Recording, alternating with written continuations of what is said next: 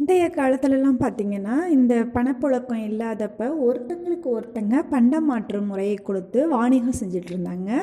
அதாவது ஒன்னுட்ட இருக்க பொருளை என்னிட்ட கொடுத்துட்டு, எனக்கு என்ன தேவையோ அந்த பொருளை வாங்கிக்கிட்டு ஒரு இறை அன்பு கலந்து, அப்போ அந்த பண்டமாற்று முறையில் பார்த்திங்கன்னா தெய்வீக பண்பும் இறை அன்பும் எல்லார்ட்டையும் இருந்துச்சு.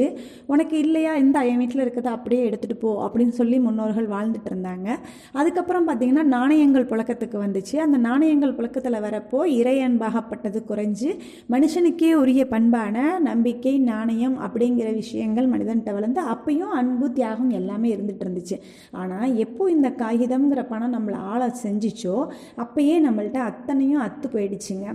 பணம் வாழ்க்கைக்கு முக்கியம்தான், நான் இல்லைன்னு சொல்லலை. ஆனால் பணம் மட்டுமே வாழ்க்கை இல்லைங்க. நம்மளும் பணத்தை சம்பாதிக்கணும் ஒழிஞ்சு பணம் நம்மளை சம்பாதிக்கக்கூடாது. ஒவ்வொரு மனுஷனும் இறை அன்போட, கருணையோட, மனித நேயத்தோட பணத்தை சம்பாதிச்சு நாமளும் வாழ்வில் முன்னுக்கு வருவோம்.